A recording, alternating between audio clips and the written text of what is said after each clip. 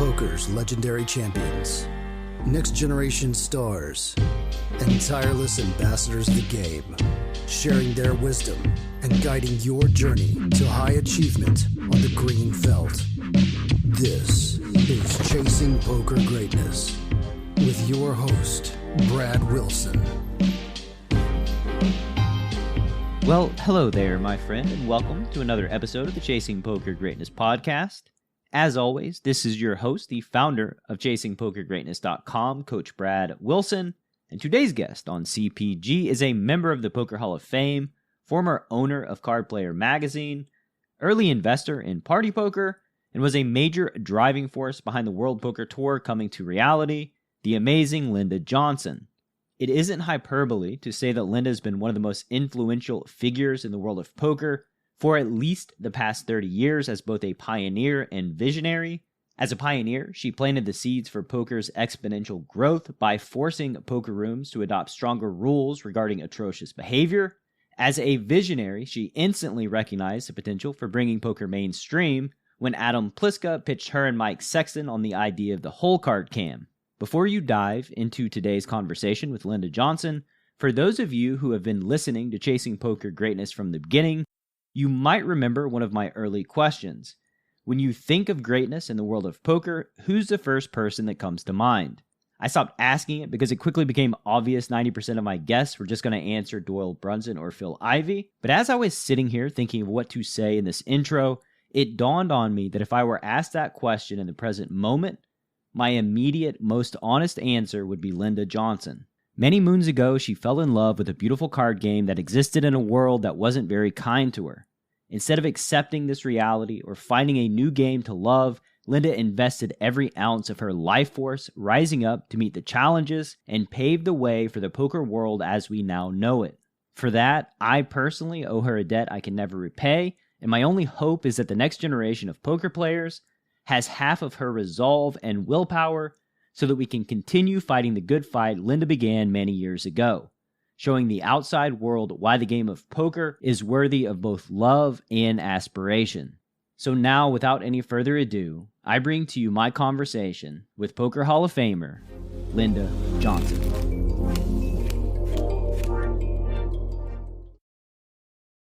Linda, welcome to Chasing Poker Greatness. How are you doing?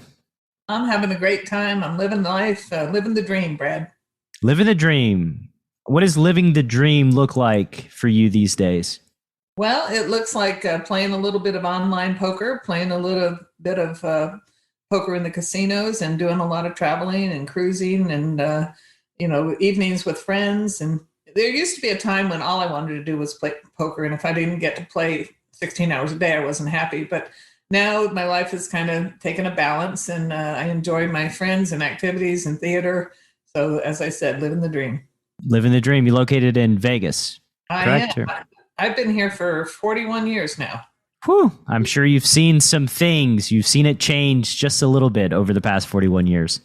Absolutely. I used to fly in from Los Angeles and, poof, you're there. And now, you can see for miles and miles and miles. Las Vegas has grown so much. We have over 2 million people here now. Whew. That's a lot of people, actually. I didn't even realize. When I moved here, there was 180,000 maybe. So it's 10x'd. Yes.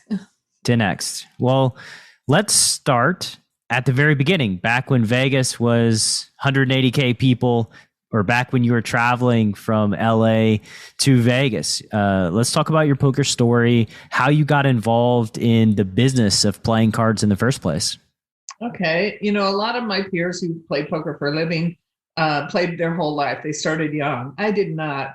I was 21 and I started playing blackjack. And my father, who made some extra income, he was military, but he made some extra income playing poker. So he understood about poker. And he told me, if you're going to gamble, you need to play against other people, not against the house. And he recommended that I learn how to play poker. So at the age of 21, I went to the bookstore. I think there was 2 or 3 books at that time, not like the thousands that there are today. And I bought myself a book and I started playing with the guys at work. I was working at the post office. And then pretty soon they didn't want me playing with them because I was winning. So I also lived in Southern California, and we had Gardena as a card room there. The town of Gardena had 5 card rooms. And back then, they only played draw poker, draw high and draw low. But I was going there. And then on the weekends, I would come to Las Vegas and see how I did. And in 1980, I entered the World Series of Poker for the first time. I entered the ladies event. And I decided if I did well, I was going to give up my job. I had a great job at the post office. I was a level 17. I was first up to be a postmaster in my area. But I fell in love with the game of poker. And I came in fifth that year. Now, back in 1980, they only paid three places. And so I didn't make the money, but it gave me the confidence to go and give my 2 weeks notice. And why so quick on the draw? And I'm not exactly sure what a postmaster is. Could you tell me like what that means as it relates to your career? Yes. I would have been in charge of like 16 different cities in my area. And I would have been in charge of the post office and running it and, trying to make money for them. And I always say, if I hadn't done that, I would probably be postmaster general today, and stamps would be $2 a piece.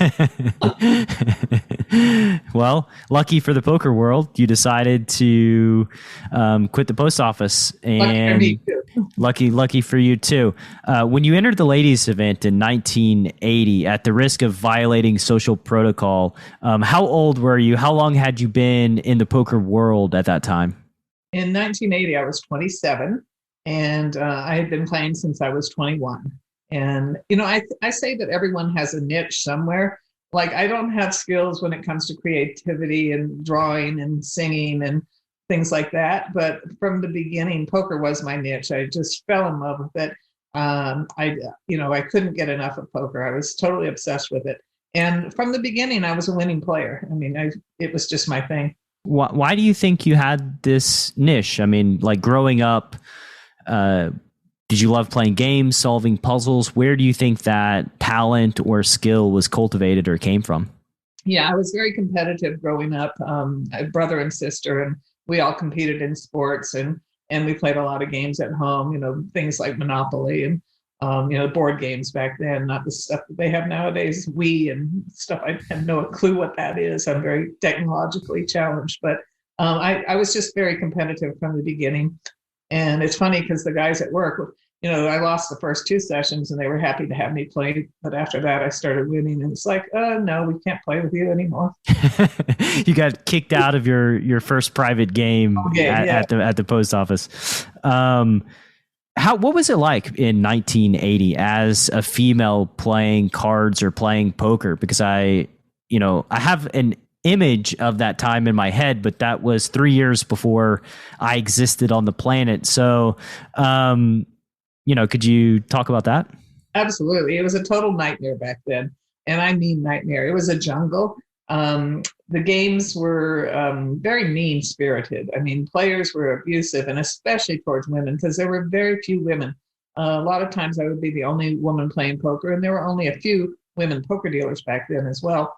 The most there'd ever be is maybe 3 women in the card room with 15 tables or more. And so the men did not welcome women into their man cave. Poker was their man cave, and they wanted to keep women out. So you had to have a very thick skin. I never put up with a lot of crap from them. And so, they kind of backed down with me, but I noticed other women that would come in, if they were at all timid, it would be very difficult for them. Give me a story of you scaring off one of these old 1980 poker players that inhabited the poker rooms. Well, I mean, they would call you names. Literally, there was no protection from the card room, unlike today. And I remember the first tournament I ever entered, when I entered it, the management was like, "Oh, honey, if you win, we're going to give you a free buy-in for life," and this and that. And the men were kind of friendly until we got to the final table. And then on break, it was 9 of them trying to figure out how to beat me. And it just was a very miserable. Plus, everybody smoked back then, too.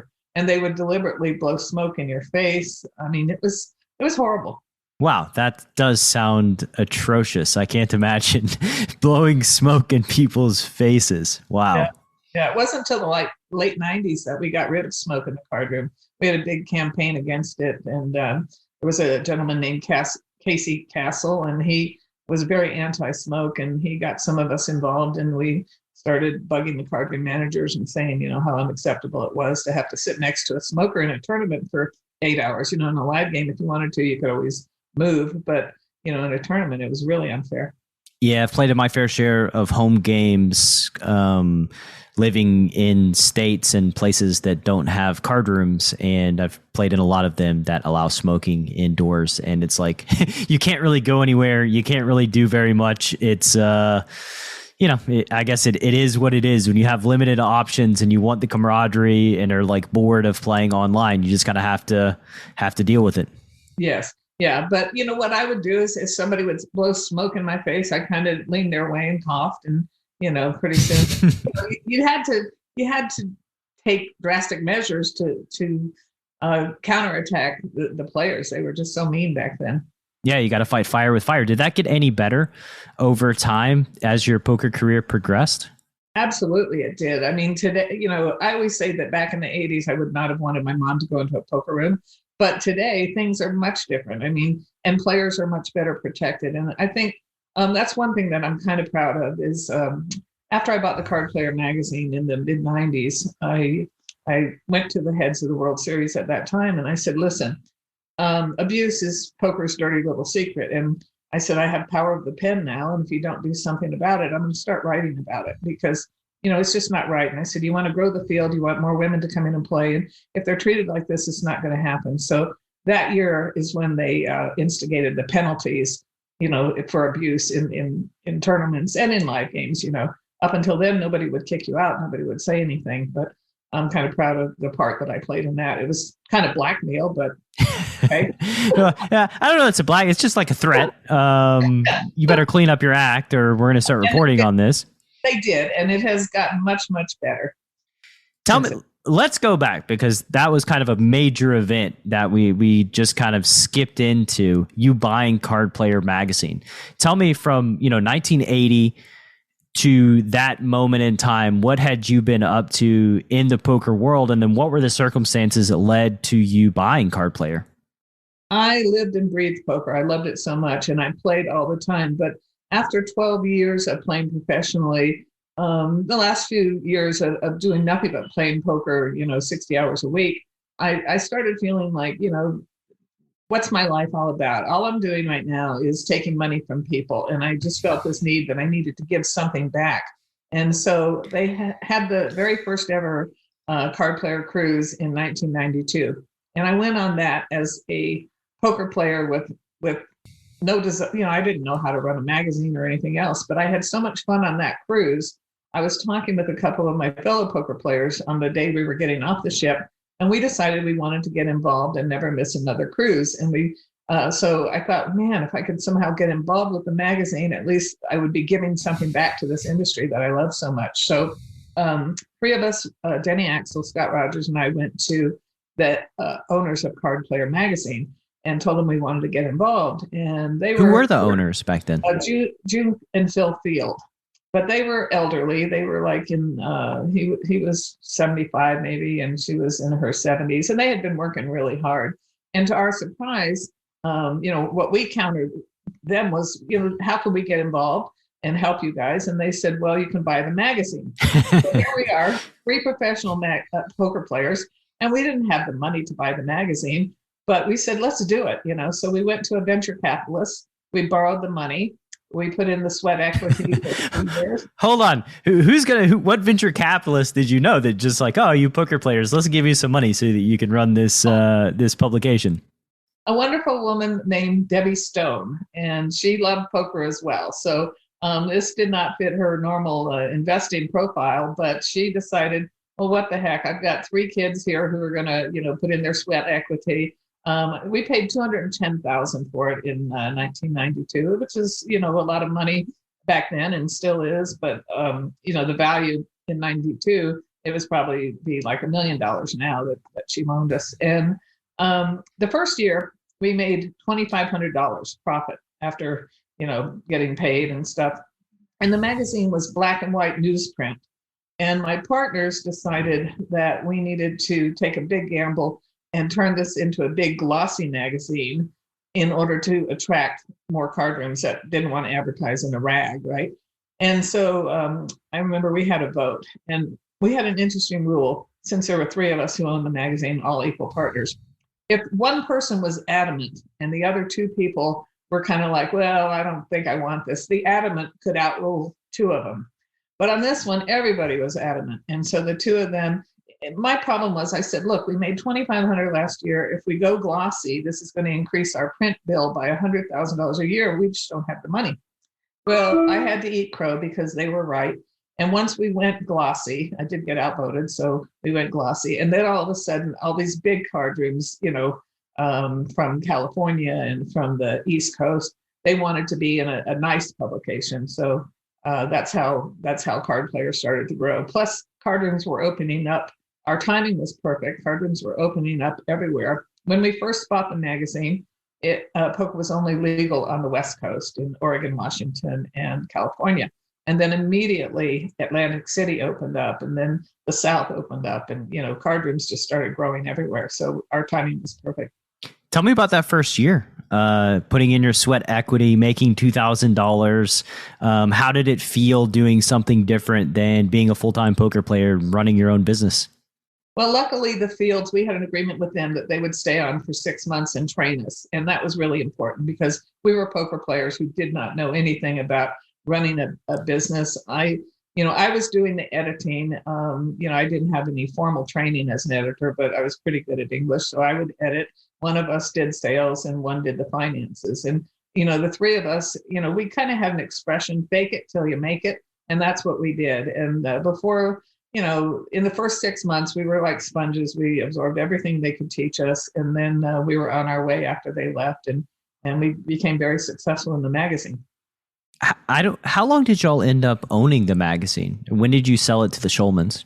From 1993 to the year 2000. We sold it in 2000. When we sold it, it was booming. It was 132 pages, but we had a lot of internet ads, and unfortunately, Black Friday happened and they weren't allowed to advertise anymore. There was no reason to advertise since we couldn't have all these websites in the United States. Did you say you sold in the year 2000 or did you say 2010? 2000? 2000. 2000. Yeah. So Black Friday was like 11 years after that. I mean, they got the moneymaker boom and all of that. So I think they ended up doing quite okay. They did. And, and it was a beautiful magazine and it still is. It's a little bit thinner these days, but the Schulmans have taken good care of it. I always say that June and Phil gave birth to the baby. We raised the baby to adulthood, and then now the Schulmans have taken it from there and made it a mature magazine. That's really great. And do you have any regret? I guess after poker boomed in the mid 2000s, you're like, wow, like we sold, and then 3 years later, 4 years later, it just skyrocketed in popularity. When I'm done with something, I have no regrets. I could not even imagine what was going to happen to my life because I was so obsessed with the magazine, and it was taking, 80 hours of my time a week. When I wanted to play poker, I would have to edit at the table while I was playing poker. And but when I walked away from it and sold it, I just never looked back, and I never missed it as much as I loved it, and it's the same thing with a lot of things in my life. When I'm done, and I don't look back. I've sold a lot of houses that, if I'd kept them, they would be worth millions. I guess I have one big regret. I used to own part of PartyPoker, and when they were going to go public, I had the choice of either selling my stock or moving out of the country, and I sold my stock for pennies on the dollar. And then it went public for $9 billion. But I guess I kind of regret that one. Yeah, to be fair though, like 400 million or something. Oh my goodness gracious! Yeah, I guess that's an easy one to have a regret over. Yeah. Quite a roller coaster ride though, with PartyPoker going public and then UIGEA in 2005 or 2006. So, there was upside, but there was also some downside too. There would have been a lot of downside. I would not have been able to sleep at night worrying that the DOJ was going to come knocking on my door. I would have had to move out of the United States, which I would never want to do. So, there would have been a lot giving up for money. And the bottom line is, my shares were worth enough that, I'm comfortable now. And so I really don't regret it because I would not have wanted to leave here and move away. But the stress of not knowing, what was going to happen, when you were going to get in trouble with the law and everything. And indeed, the DOJ was after them all, and they all had to make settlements. And, it took years of their life in court and stuff. And I wouldn't have wanted that even for the money. Yeah. I mean, Isai just settled recently, I think, with the DOJ so that he could come back to the United States. Like, that's how long that whole ordeal's been right. going on. Peace of mind is worth a lot. It is, for sure. What brought you to selling CardPlayer, to being like, well, I'm done with this. I'm ready to move on to the next stage of my life? When I sold CardPlayer, I sold the magazine, but I kept the cruise business, because back when I owned CardPlayer Magazine, CardPlayer Cruises was part of it. And it was the cruise business that I enjoyed the most. The magazine was a lot of work. I mean, a lot. And constantly, every 2 weeks, you had to produce 132 pages, and you had to get all your writers and all your ads. And I mean, it was a lot of work, whereas the CardPlayer Cruises was a lot of fun. I got to go on cruises and have a good time. So when I did sell the magazine, we separated the business. I did not sell the cruise business with it. And that's why we have CardPlayer Cruises today. We have the same name, even though they're not affiliated. It was just time to move on and stop working so hard. And, we made a lot of money. We bought it for $210,000. We sold it for a lot more than that. And, I'm not a greedy person. I was just happy with everything that happened. Yeah, it's funny. I actually didn't know that CardPlayer Cruises was separate from CardPlayer the magazine until this very moment that you said that. Are you sure that it was a lot of trouble wrangling poker players to make sure they meet deadlines and poker writers every other week? Because it seems like they would just have it on time every which way you turn, right? LOL, right? it definitely, And then when they get it in, I'd have to get my red pen out, because they're poker players, they're not writers, and the page would bleed with the edits. And the deadlines, as you said, were difficult to get. It was. I did it for 7 years, and it was fun, and I loved it. But I never looked back once I left it, because the cruise business is really the fun part of it. So tell me, after you sold CardPlayer and all you have is CardPlayer Cruises, what was next in your career? What'd you have your eyes set on? World Poker Tour. If I had kept the magazine, I would have not been involved with the World Poker Tour.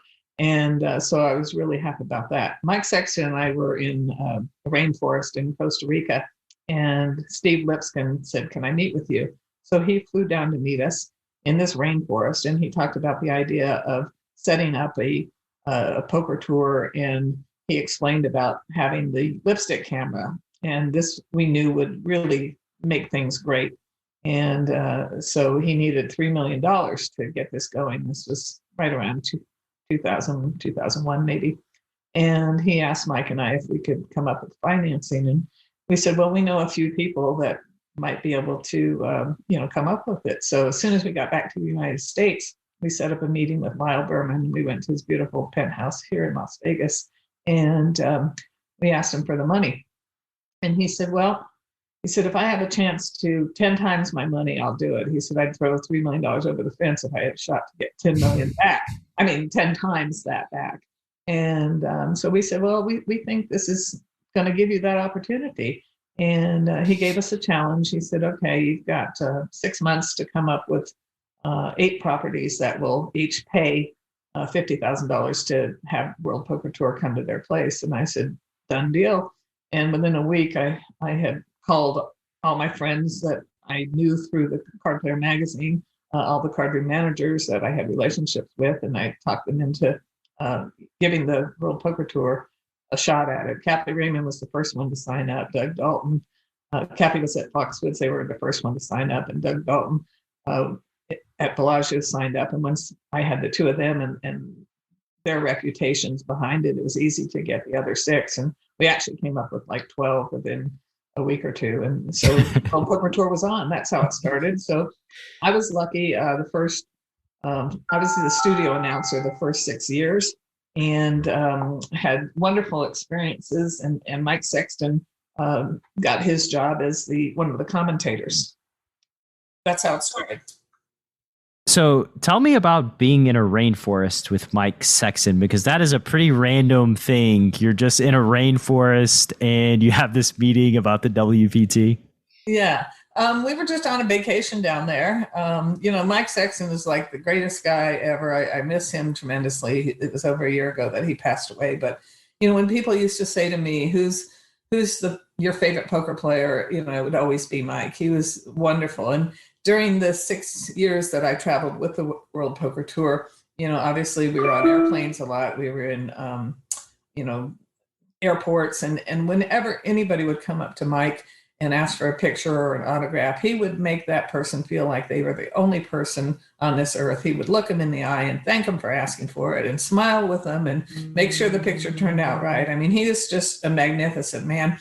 And it was so much fun to work with him. Now, Mike and I started our relationship back in the 80s. We met playing poker. And then he was my first hire once I bought the CardPlayer Magazine. Mike was a poker player. And I asked him to write. He won a tournament at the Four Queens, and I asked him to write about it. And that led to me asking him to be a columnist. And from there, he got exposure to the poker world. And from there, he got involved with PartyPoker. But Mike is a guy who never forgot. A lot of people forget how they started. Mike never did. And he always recognized me, and we were like really good friends. I dated his brother for a while. And, so we had this wonderful relationship. And we were just happened to be on vacation in Costa Rica, and that's how it started. That's a great story. And you mentioned that you were the live announcer for WPT, right? And Mike was the commentator. Yes, I was the studio announcer, and I got to stand behind the table, and then I would announce the live action, and then it would go to Mike and Vince, and they would do the commentating. But 6 years on the World Poker Tour was amazing. I got to travel the world. We had stops in Aruba, and we had stops in Paris and Costa Rica, and lots of stops in the United States. And the World Poker Tour truly is a family. I've never worked with a better group of people. Lots of cohesiveness, because you're together traveling all the time. It was a wonderful experience. Lots of funny moments, lots of scary moments. I think the scariest moment ever on the World Poker Tour was in Costa Rica. Back in the beginning, when the World Poker Tour first started, we didn't have the Royal Flush Girls.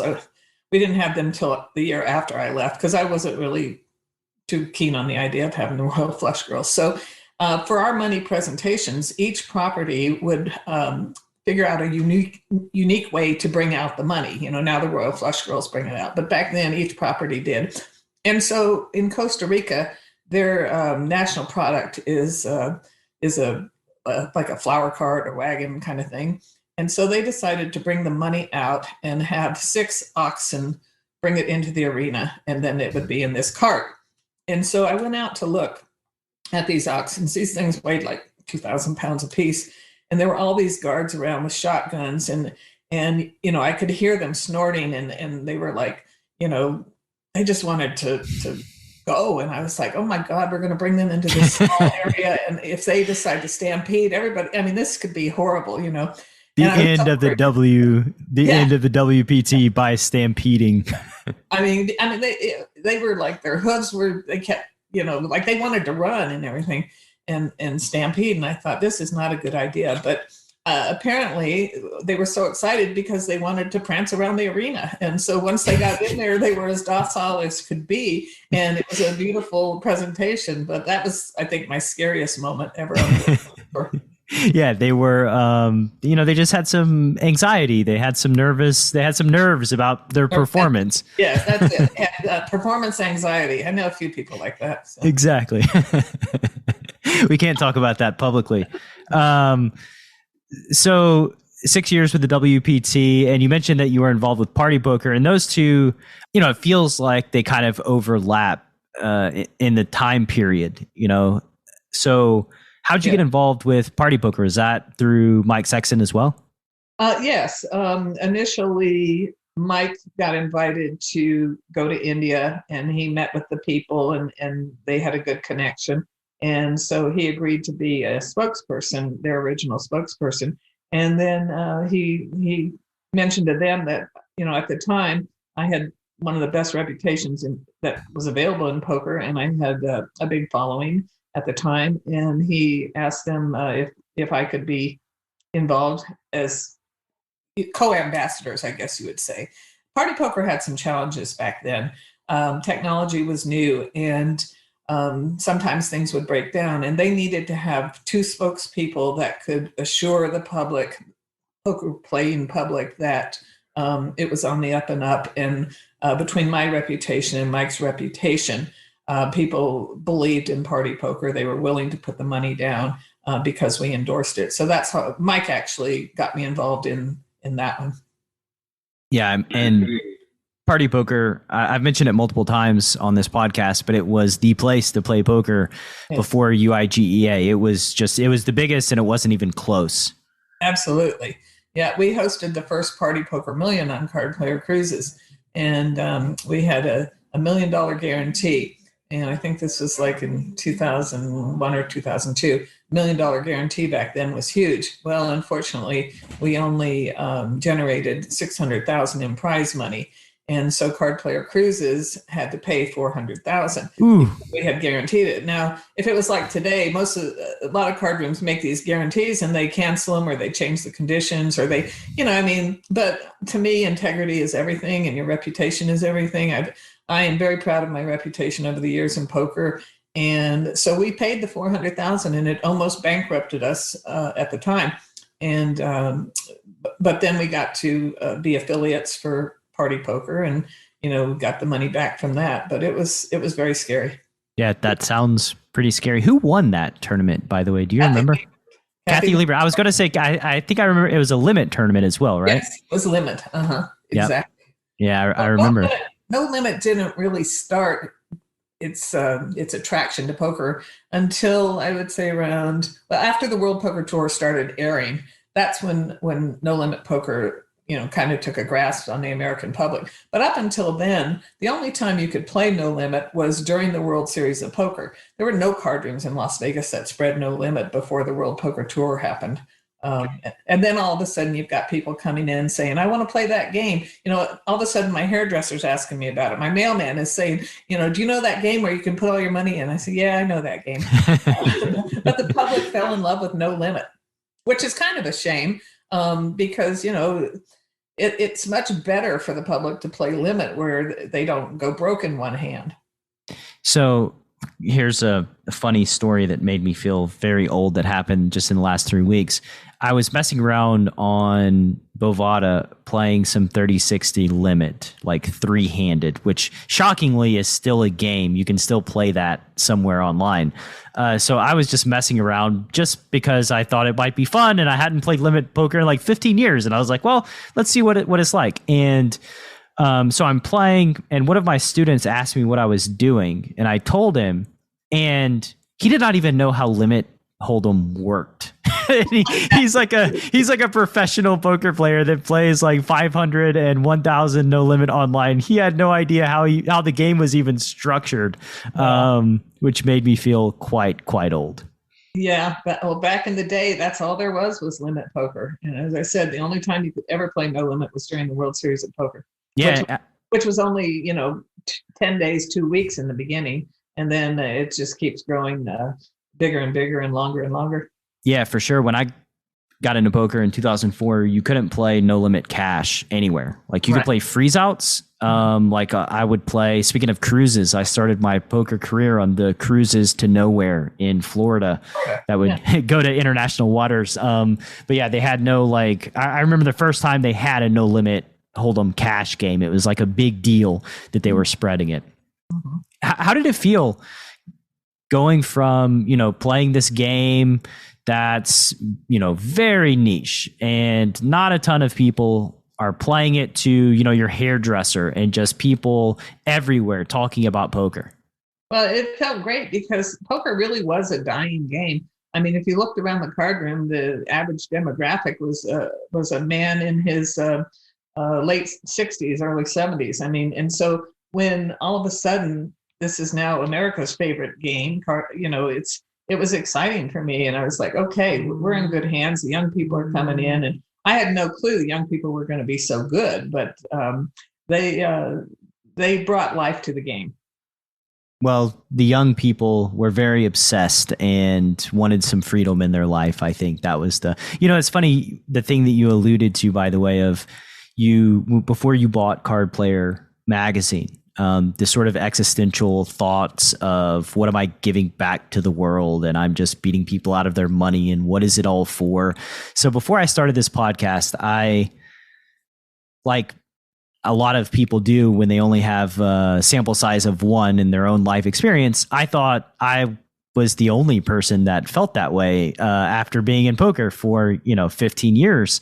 And what I've come to learn is that this is like, it's just part of the path. After 10 years in this game or so, these are the natural questions that every single high level poker player I've had on this podcast has always asked themselves of like, what is this for? What am I giving back to the world? How do I,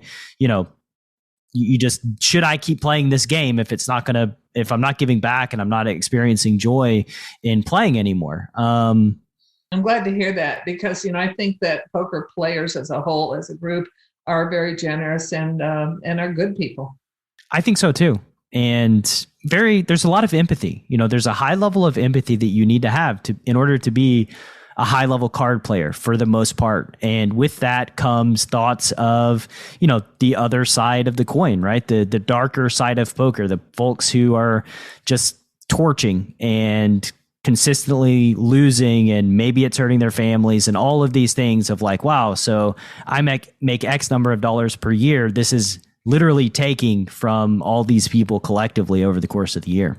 Yeah. And it's, for me, playing against old men, really old, feeble men, it was heartbreaking. But at the time, I respect the game, and I knew my job was to get the money. And, sure, as much as you're tempted to soft play or be empathetic or whatever, you cannot let it affect you in poker.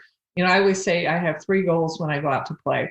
First goal is to win money. That's probably everybody's goal. The second goal is to have fun. And the third goal is to make sure that my opponents have fun. And so, I took some relief, I guess, or maybe I just wanted to believe that at least when I took their money, I didn't berate them and make them feel like idiots. I was sympathetic with them. And, I tried to always be kind at the table and nice to people. Yeah. And this is like what the prototypical professional poker player ought to be like, and I mean, when I was younger, I said that if I played poker against my grandmother and she knew the rules, then yeah, I'm check raising her all night long, baby. And I still would today. That hasn't changed. I have check raised my mother. Yeah, we sit down. When we sit down at the table to play cards against each other, we've both entered into a contract that we're going to do our damnedest to take one another's money and outthink and be more clever than each other. And so to me, when you sit down and play poker, that's what it should be like. That's right. Then you can buy them dinner afterwards, after the game. But during the game, the saying, there's no friends at the poker table. That is true. Absolutely. The decision to enter a hand is fundamental to poker strategy. Too tight, and they know what you have. Too loose, and you're easy to run over. Pre-flop bootcamp from Chasing Poker Greatness is a comprehensive guide to locking down your pre-flop game and creating true range advantage. 8 days of guided training, over 60 optimal ranges, and access to a dedicated community of players that will push your pre-flop game from a place of weakness to your greatest strength.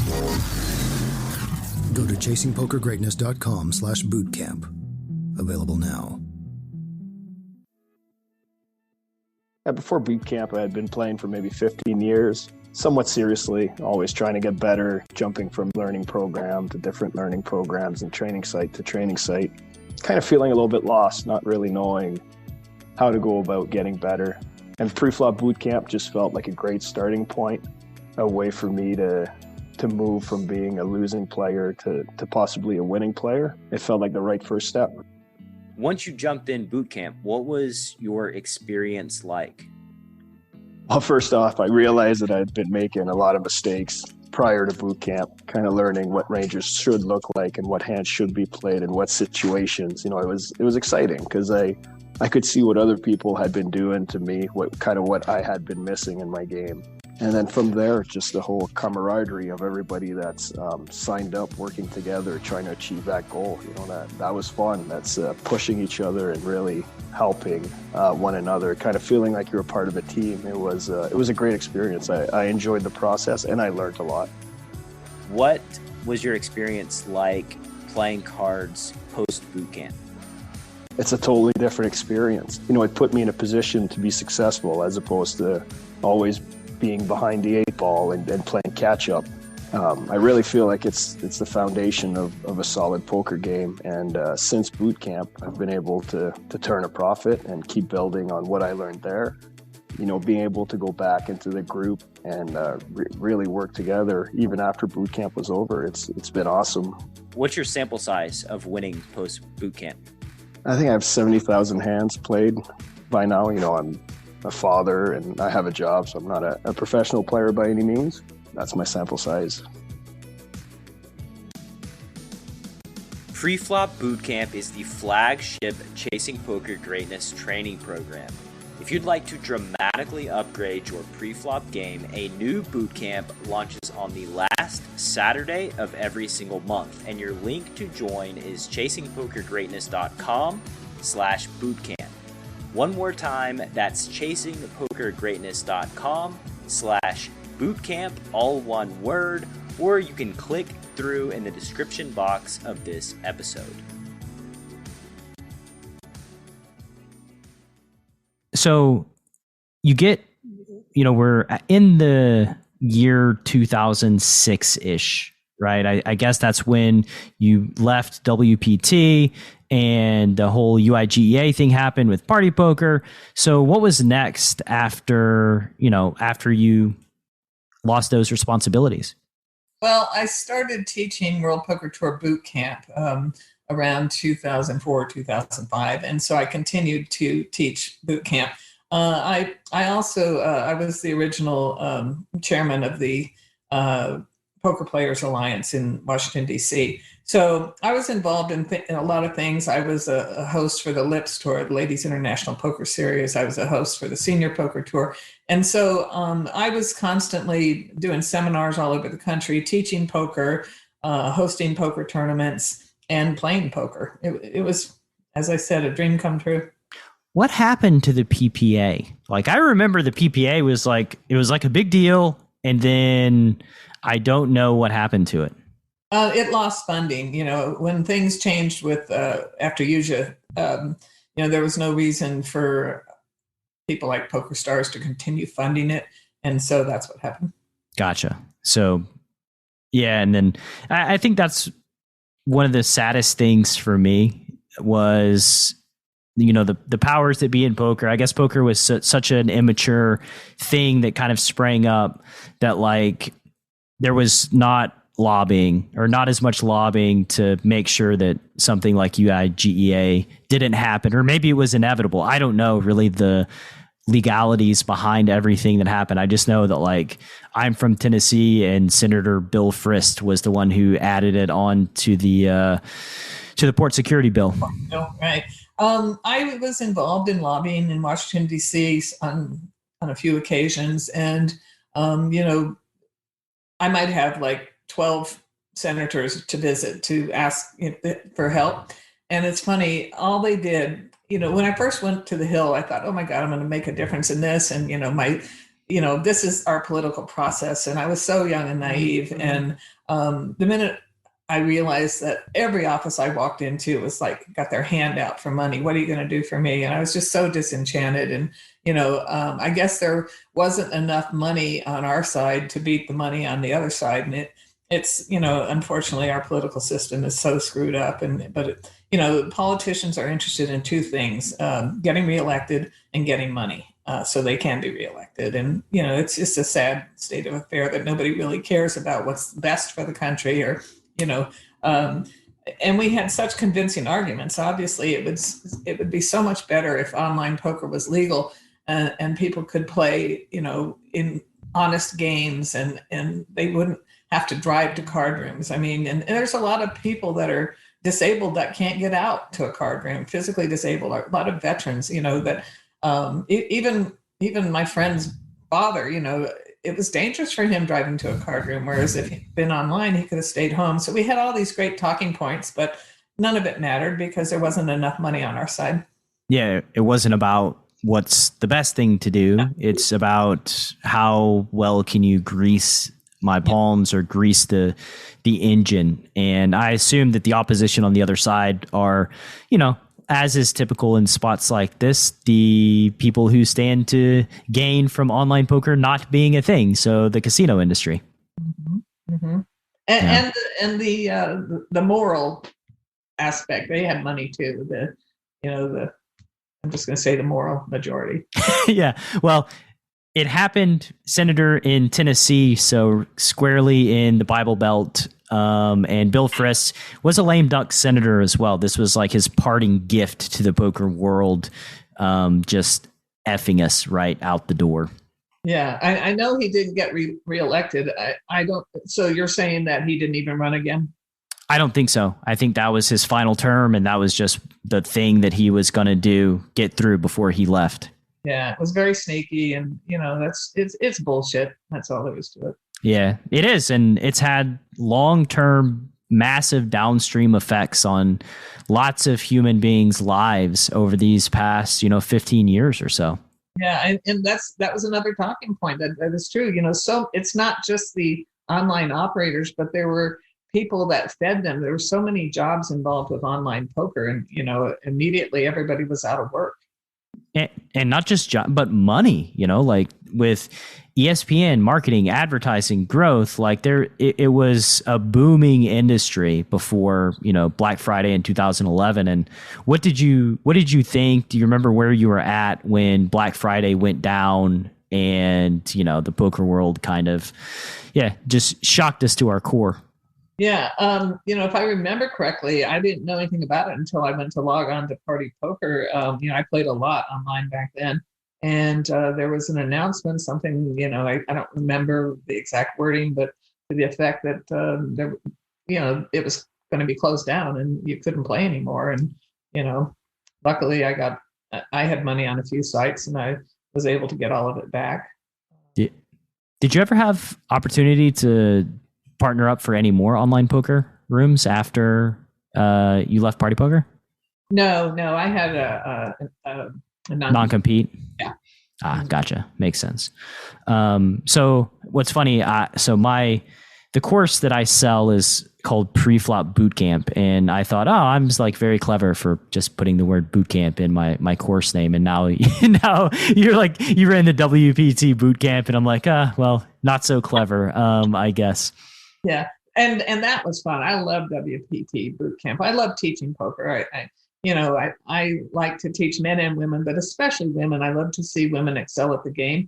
It's not really something that a lot of women are good at because, as you know, in order to be successful, you have to be aggressive in poker, not maniacally aggressive, but you have to be aggressive. And, a lot of women don't have that aggressive gene because they were taught, be demure and be a good little girl. And, they weren't taught that killer instinct. I think that, more of the male population has than the female population. When did you stop teaching with the WPT boot camps and the seminars and traveling around? Because again, like it's just kind of, it's funny to me that, this is your path through the poker world. And I'm thinking about my own path and moving into content creation and making courses and teaching, which is where I spend, probably 80 to 90% of my energy these days. Well, I was with WPT Boot Camp until the end. It kind of closed and then it got reinvented as Learn WPT. But I would say that was probably 6 or 7 years ago. But I still travel a lot and I still host tournaments all over the country. Up until COVID started, I was probably hosting 8 to 10 tournaments around the country and doing seminars at most of the sites that I hosted at. That sounds like the dream. That sounds like a good life. It is.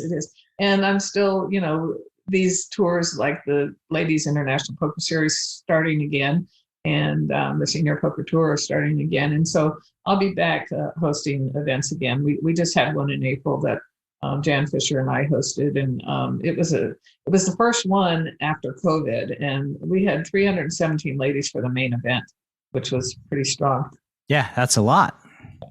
The pent up demand for poker after COVID, I think, is just it's an extreme thing. I don't know that the poker world has experienced anything like it. I think like when live poker comes back in full in earnest, we're just going to be breaking records left and right. Mm-hmm. Yeah, I mean, people are hungry to play, and they've got money saved up from not going out for 18 months.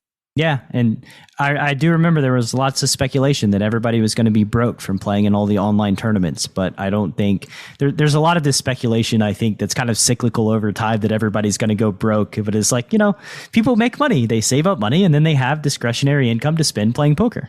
Right. Go ahead. Oh, I was going to ask about pokergives.org. I know that's another thing that I believe you founded it, right? I founded it with Jan Fisher, Mike Sexton, and Lisa Tenner. The four of us were trying to figure out how we could channel poker into a charitable organization. So we started Poker Gives. And back then we had a lot of fundraisers, tournaments where we would take a small part of the prize pool and give it to the charity. Now, Poker Gives from the beginning has been 100% donation driven and 100% give back the money to the community. Nobody at Poker Gives gets a salary. Nobody ever has or ever will. And it's all volunteers. We have a lot of good programs. Every Monday night, we go out and feed the homeless. This past Monday, I cooked for 200 people, and we went out and we have 2 spots in Las Vegas where we set up tables and we give the homeless people a hot meal, and it might be the only one they get for the week. So I really hope anybody listening will make us a donation. $20, because of the way we operate, $20 will feed 20 people. It's like when I cook for them, I don't turn in a bill, and I don't think any of the other volunteers do. It's just something we do because we want to help people. And so your donations to Poker Gives, we do homeless projects, we do backpack projects, we have all these different, we help the military, since we're located in Las Vegas, we have Nellis Air Force Base here, and they'll call up and say, I need a wheelchair for a veteran, and we'll get it for them and things like that. So Poker Gives is, it's not like other charities. It makes me angry sometimes that we can't get more donations because people give to a lot of charities where 85% of the money goes to administration, and whereas with us, nothing goes to administration. Everything gets given back. And for those people in the audience that are professional poker players that may have, those existential thoughts that I was talking about, just 30 minutes or so ago about what am I doing? What am I giving back as a professional poker player? Like, just because we make money playing cards and being more clever than people and beating people out of money, that doesn't mean that, you can't take that money and do good with it and give back into the world. Yeah, just because we beat people in a game for a living doesn't mean that we have to keep all the spoils of our victories, and we can just give back and help, in that way. And I think that there's a lot to be said for giving back. Thank you, Brad. Yeah. And we are a 501c, so everything is fully deductible. So anybody who wants to go to pokergives.org and click the donate button, it's, $5 is, we have no minimum and no maximum. So we're happy with any donations we get. That's great. I'm gonna head there after we get done talking and give a donation. Oh, I love it. Where did the idea for pokergives.org come from? Well, Mike and Jan and I and Lisa, we thought, if we could just get poker players to donate maybe 1% of their tournament winnings over the years, and that was initially the way we wanted to set it up. And this was a long time ago when. I think today they have charities where a lot more people participate, but that was the idea behind it. And we did have some people make pledges and some people did help, but we decided instead of doing it that way, we would just have tournaments and have events around the country, small events. Now, we don't raise, a lot of these charities will have a poker tournament night and they'll raise, $1 million. Well, Mike and Jan and Lisa and I paid all the expenses of Poker Gives out of our own pocket because we wanted all the money that came in to go to the charity. And so, we couldn't afford to put on these huge events that cost, thousands and thousands, tens of thousands, hundreds of thousands of dollars to put on to raise this kind of money. So we've never had big money, but, if we get even $100,000 a year, which is kind of what I think that, they're getting these days in through all the different donations, then that covers us to do what we need to do. And we help a lot of people. It's amazing. That's great to hear. And so we'll shift gears now to the lightning round. Do you need to take a moment? No, I'm okay. I'm sorry. It's okay. He just came in and asked me how long we're going to talk. I said, I don't know, maybe a half an hour. I don't know. You're a very good interviewer, and this feels like a very natural flow of conversation. So thank you, Brad. I'm enjoying this very much. Me too. It's my pleasure. And, I have a producer who can cut stuff out if, you need time for whatever. Thank you. Okay. I was going to ask you, what's the most unexpected thing that's come from your journey through cards? I think the most unexpected thing has been all the travel I've been able to do. I started making a list of countries I've been to, and it was 110 countries. And I didn't even know there were that many countries. Yeah, I think 196, but I've been to 110 of them. So the travel, the friendships, I think, when you make a friend at poker, a really good friend, that is a relationship that lasts a long time. CardPlayer Cruises has been probably the best thing in my life as far as meeting people, meeting friends, and getting to travel. So it's just, I've been on over 300 cruises, and on each cruise we teach people how to play poker. And I think being able to give that gift to people has been my greatest joy. What do you think makes poker players? What's the makeup of a poker player that makes them so friend worthy over a long period of time? I think integrity. I mean, I love what Chip Reese said one day. He said, I was torn between being a poker player or an attorney, and so I chose the more honorable of the two professions. And I just think that certainly in the older days, but most of my poker friends have been friends for years and years and years. I don't have that many newer players as friends. A lot of younger players today, not so many people my age, but I just think poker players are inherently good people for the most part, and they keep their word and integrity.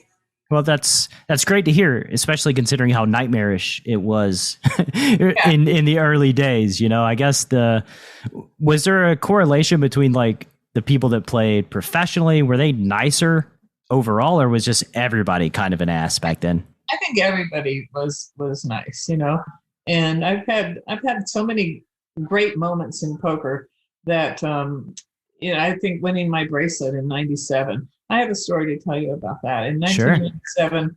I won a bracelet in Raz, and that was the highlight of my poker career. And the headlines the next day said, "Second woman in history wins bracelet." I said, no. I was the third woman because I was there when Vera Richmond won, and I was there when Barbara Enright won. I said, why does it say on the second? And they said, well, we're not putting Vera in the record books. And I said, why not? They said, because she was a bitch. I mean, this is what a man's world was back then. And believe me, she was. But you know what? I said, there's plenty of asshole men that are in there. You have to put her in. And it took 2 years to get her name put in the record book, but we finally succeeded. And that's one of the funniest stories to this day that I can't believe they just were going to not put her in because she was a bitch. Wow. Yeah. I mean, Johnny Moss was voted the best player and won the WSOP main event. And that's in the record books, which that's a little questionable, He was mean. He was pretty mean, especially to the dealers. He was abusive. Yeah. Yeah. I've heard similar things, of, a lot of the kind of legends that came up in those days of poker, that just, I don't know if it was just societal or I don't know. I don't know the mechanisms in place. Yeah, I mean, if you allow people to be abusive, they will be abusive, and if you don't allow it, you don't allow it. Like on our cruises, we send out materials in advance. We say, because we want you to have fun, we won't allow any abuse in the card room. And I say that at the opening party. I repeat it, and so people know what to expect, and they don't act up because they know we're serious. And so if you don't allow it, you won't have it. And I when I talk to card room managers, we used to have, when I owned CardPlayer, we had the industry poker convention every year of card room managers. And I would tell them, I said, if you have abuse in your card room, look in the mirror, because it's your fault, And so, it was allowed back then. You can't really fault the players. It was allowed. And so they did it. But all these newer, younger players, they're not even younger anymore. They're in their late 30s and 40s. But, guys like Antonio and Phil Locke and Daniel, and they've come to be good ambassadors for the game. Absolutely. And, there's still some, shenanigans, I guess, that go on at the poker table. Even to this day, I think poker's a very emotional game. And whenever there's high emotions involved, people are snappy and stuff like that. What for the poker room managers and people that have say and are setting rules for their card rooms, what advice would you give them to run a cleaner room that's more enjoyable to play in, that the players have more fun just gambling?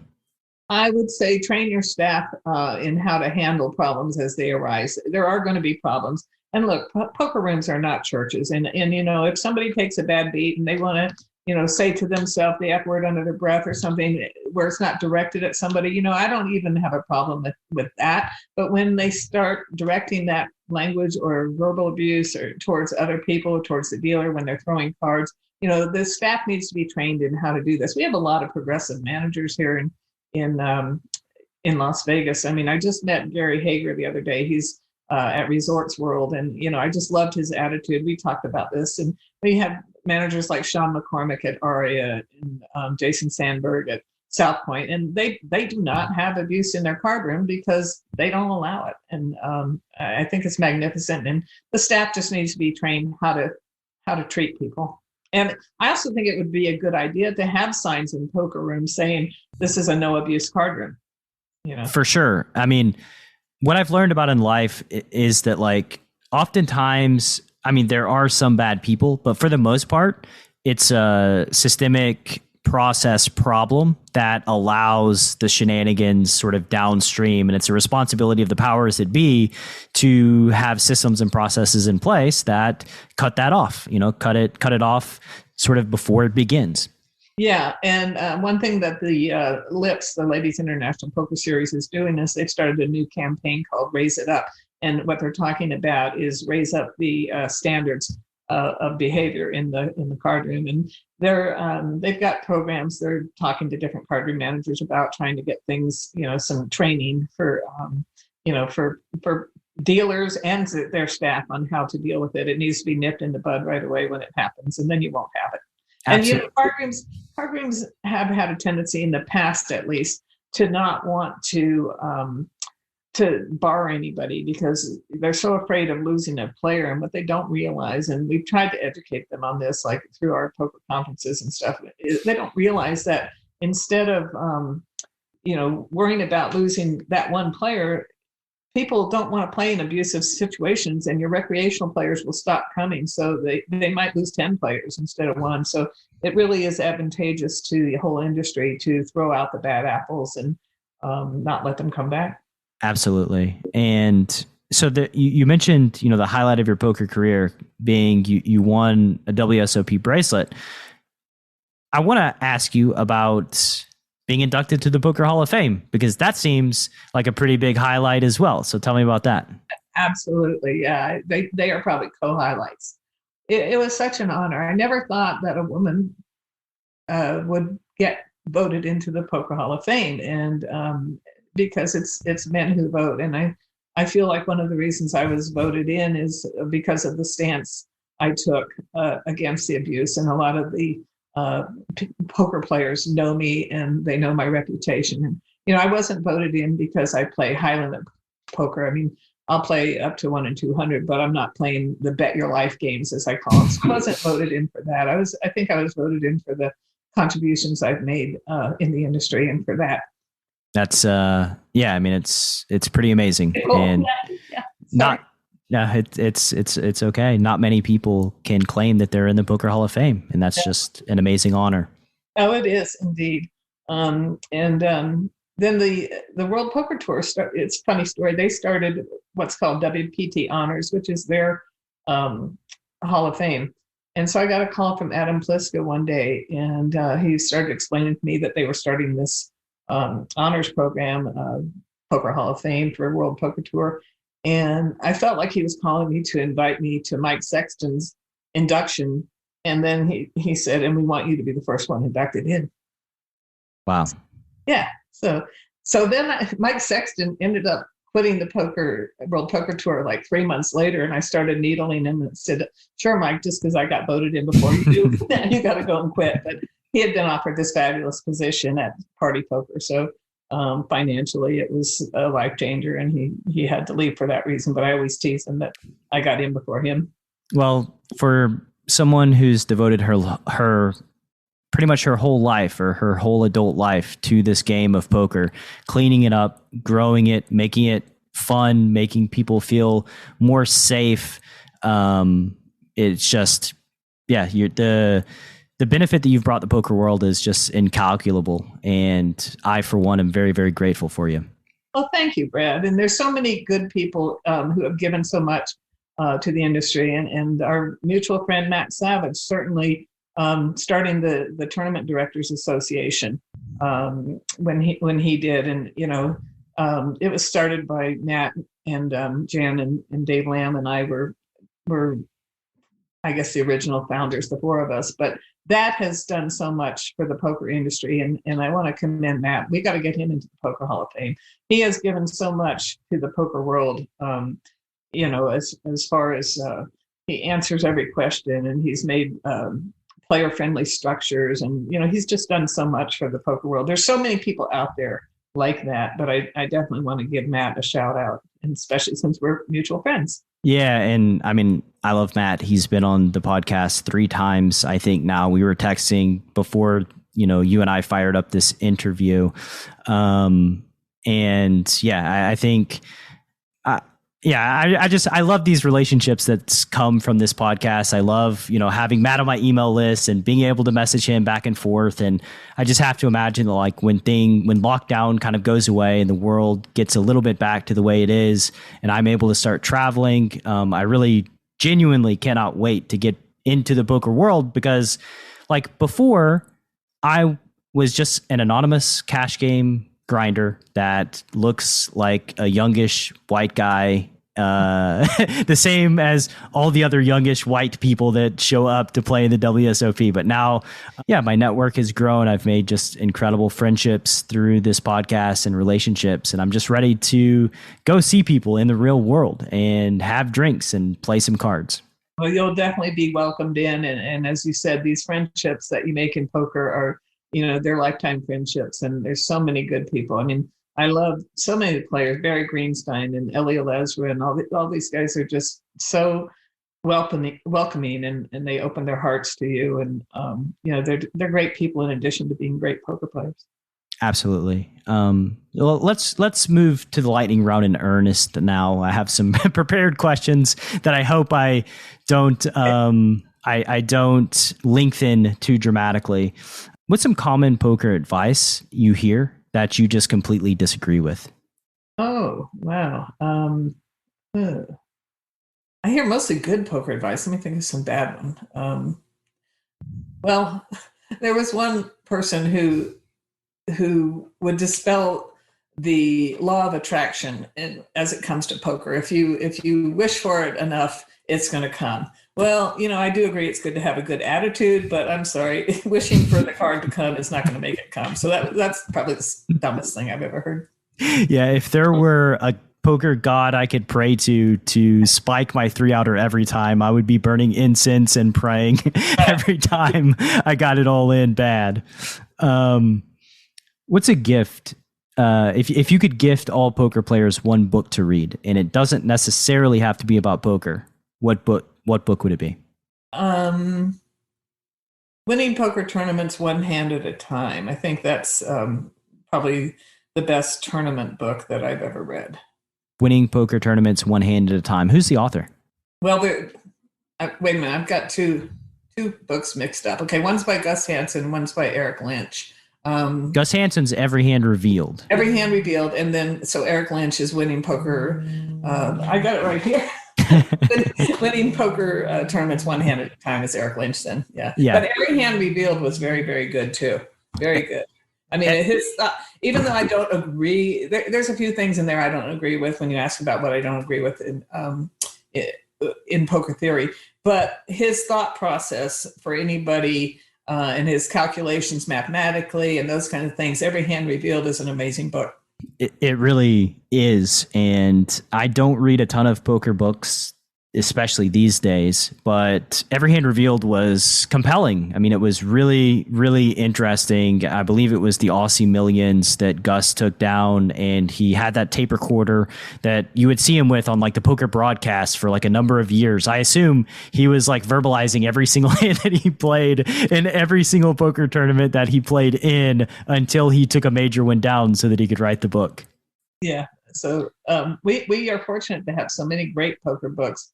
Mike Sexton's book about stories, gamblers, can't remember the name of it, but it's all about stories of the gambling world and his high limit action and his prop bets. And so that's, if you just want a really good read and you don't want to just have strategy, I think that book, and I'm sorry, I can't think of the name. It's of it. Life's a Gamble. I Googled it myself just now. But that one is I'd probably gift that one to everyone because it's so entertaining and it gives you a look at the high world of poker. For sure. And I love the stories. There was a book that Doyle wrote a billion years ago that was just a short book, and it was a bunch of stories that I remember fondly as well. I have no idea what the name of it was, though. Mm-hmm. Yeah, I read it too, and I don't remember the name. I just remember one story about a guy who would like rip his clothes every time he won a pot. I don't know. I don't even know if these are like real stories or if Doyle just made them up. Some of them sound like they might be a little bit tall tale-ish. A little exaggerated, but you know what? I mean, there used to be real characters in the poker world. I remember Ken Smith. And he would come dressed in a top hat and a three-piece suit, a beautiful black suit. And every time he would win a pot, he would take his top hat off and say, "What a player!" And we had all these characters back then, And Freddie Cobb, every day he would wear a different hat, the goofiest hats. He would come in, hat looking like a cheeseburger, or we had all these characters back then. Yeah, we need more top hats or goofy characters. I think in the world of poker these days, less robots, more characters. Right. If you could erect a billboard, every poker player's got to drive past on their way to the card room. What does your billboard say? Win money, have fun, make other players have fun. Which short. Is that's my mantra, I guess, my theme. Yeah, short and sweet. Mm-hmm. You working on any projects right now that are near and dear to your heart that we haven't covered? No, not really. Just continue to be active, semi-active, I should say, with the Tournament Directors Association. I was talking to Matt about maybe getting back on the board. I've actually, over the past 5 years, tried to get off boards and try to leave things to younger people. I mean, I'm going to be 68 next month, and I think, I'm happy with the things that I've done, but I want to see younger people take the reins and go for it. So it's more of trying to dispel projects. Well, don't fully extract yourself from poker. We need you, Linda. We need you as long as we can possibly have you. Thank you. It's it's not just about what I've given to poker. Poker's given me a beautiful life, and I'm so appreciative. And every day I'm just I count my blessings and I say, man, what if I'd never gotten involved in poker? It was a tough decision in 1980. I was making $50,000 a year in the post office in 1980 in a secure government job, as I mentioned, first up to be a postmaster. And here, the thought of, I just went and gave my notice and moved to Las Vegas to become a professional poker player. And that was a scary thing because I thought, I'm giving up my secure future for something that may or may not work out. And then I thought, you know what? I'm smart enough that if it doesn't work out, I can come back and get a good job. And I don't want to be on my deathbed saying, man, I wish I had tried poker for a living. I wouldn't have wanted that to happen. And so I've had no regrets at all. And poker's been so good to me. And fortunately, I've been able to give something to poker as well. So it's a mutual win-win. Yeah, and that's a very wise thought process for a 20-year-old human being, because there's a book that's called The Regret of the Dying, and the number one regret of the dying is that they didn't live a life that was true to themselves. And so, you can never say that. You chose your passion, and have had a very well-lived life through the world of poker. Yeah, I broke my mother's heart, though. When I moved to Las Vegas, she was always supportive. She was the best mom ever, but she supported anything I wanted to do, but she was not happy about me moving to Las Vegas. She helped me pack and go, but she was so afraid that I was going to be sleeping on the streets. And, people didn't understand back then that you could really make a living playing poker. And that's one thing we always taught in boot camp is, there's no professional roulette players, no professional craps players, but there are lots of professional poker players, because in poker, if you play better than your opponents at the end of the year, you're going to win more money, Yep. And but she was very upset. And then when I bought her first car, she started being a little less upset. Yeah, that was the come around moment when you bought her a car. Yeah. And then the cruises came, and she's like, poker might not be so bad.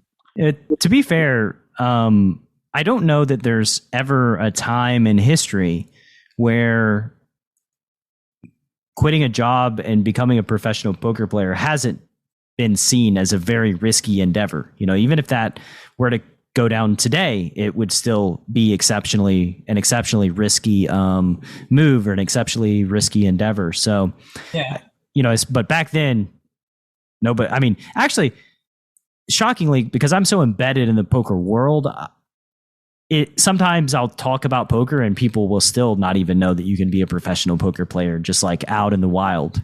Yeah. When I used to say, people say, what do you do for a living? I'd say, I play poker. And they say, oh, where do you deal? I mean, they just didn't understand.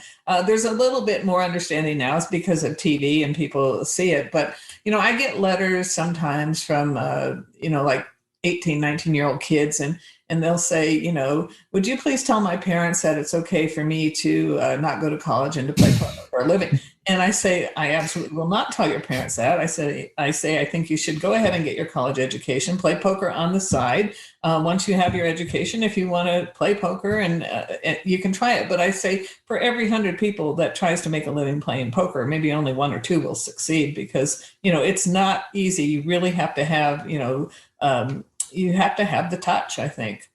I mean, I don't know what it is you need to have, but as somebody that was solving tic-tac-toe in the 5th grade and writing spade strategies out on notebook papers in lit class in the 9th grade, it just made a lot of sense that I would get involved in the world of poker. And it just was always a very natural fit. And I think if you're in this gig for just the money, that's not enough to push through and, be a winning professional poker player. You really have to love it. It's got to be something that kind of resonates with your soul.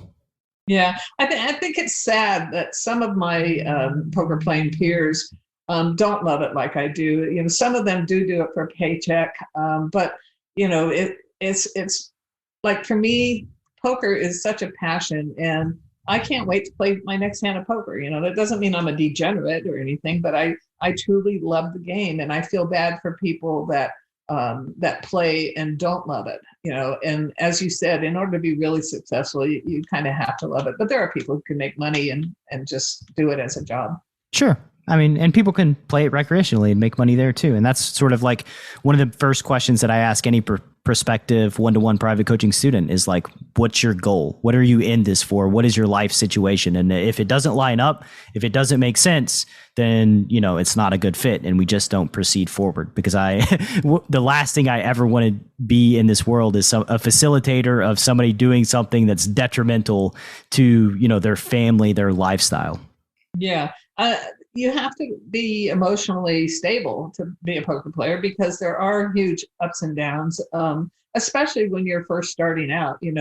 I used to wear my heart on my sleeve. When I had a losing day, it was just an unhappy day around my household. And, and then I've come to realize that, things change the more you play. Like at first, the first 5-10 years, I would get really angry when I would lose. And I just thought it was so unfair, when I'd have aces and they'd have kings and they'd win. And, I just thought, because my ego was involved in it. And then I realized it's a game of math, and I already know that, when I have aces and they have kings, they're going to win a percentage of the time. And, truly, these things don't bother me anymore. But in the beginning, it was such an affront to my ego that I could be beaten and that the best hand didn't always hold up and, stuff like that. So you have to, I was miserable when I lost. And I'm proud to say I don't feel that way anymore. And I realize it's going to happen. And, anybody who tells you they win every day is full of shit, because nobody can win every day. Absolutely not. And you just have to reconcile yours. I will say that there is something to be said for hungering to win and not being happy with like how you played or the mistakes that you made, the money that you left on the table. I do think that's an attribute that's pretty necessary for the aspiring poker professional. Yeah, it's funny you say money left on the table, because a lot of times, when I was teaching boot camps, somebody would check on the river instead of making a value bet. And I'd say, why did you check? And they'd say, well, the pot's big enough. You know what? The pot is never big enough. Yeah. Unless all these chips are in the middle, the pot is never big enough. Like let's always be greedy. Linda, it's been great having you on. Thank you so much for your time and your energy. I've really enjoyed this, and hopefully we get, another chance sometime in the future to throw down for a round 2. And final question for the Chasing Poker Greatness listener, where can they find you on the World Wide Web? I'm still a dinosaur, so my email address is cardplayercruise@aol.com. All my friends tease me, you're at AOL? Yeah, I am. I can say this now after Mike Sexton passed away, but when Matt Savage was connecting me with people to have on the podcast, I believe Mike Sexton was one of them. And Mike Sexton's email address was also like, it wasn't Mike at AOL.com, but I think it was Mike Sexton at AOL.com as well. Don't see many of those these days. That's what I hear. I'm probably going down with it. So going down with the ship. Yeah. CardPlayerCruise@AOL.com. Anybody's welcome to write to me. I'm happy to answer questions, and I'm not as involved on social media as like Matt is with answering questions, but I do get a lot of emails where, people want answers to decisions, tournament decisions or cash game decisions, and anybody's welcome to write to me. Awesome. And y'all's cruises, when are they firing up? Our first poker cruise with the card room will be November 7th this year. We're going to the Caribbean. And nice.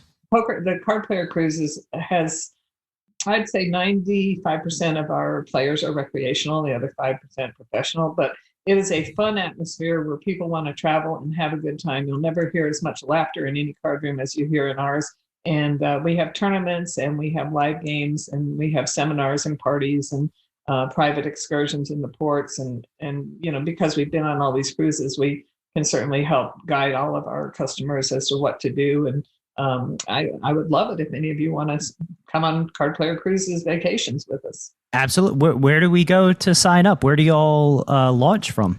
You can go to cardplayercruises.com, and we have a list of all our upcoming itineraries, and contact us. We have a newsletter. We don't bug you. We put it out maybe every 6 weeks, so you're not going to get a lot of mail from us. But cardplayercruises.com. Come join us. And I go on every cruise, and I go on the cruise the week before to set it up. That's a good excuse, right? And we have fun. Good. That's great to hear. And check out Card Player Cruises. Thank you. You're a great interviewer. I've totally enjoyed this session. The time has flown. My pleasure. For me as well. Thank you very much. All right. Let's meet up when you come to Vegas for WSOP. Absolutely. I'll be playing. I found out there's a King's Room again this year. So anybody, I usually play in the King's Room. They have a 75-150 Omaha game that I really like. And anybody who's listening, come by and just say hello. Awesome. Where is the King's Room? It's a separated room, but it's inside the big room that has all the live games. It's just separated. So. Gotcha. Awesome. Thanks for listening to Chasing Poker Greatness. You can subscribe on Apple Podcasts or on your favorite podcast app. Go to chasingpokergreatness.com to get the newsletter. Join the Greatness Village community, book a coaching session, or dive into the latest data-driven poker courses. Follow the show on Twitter @CPG Podcast.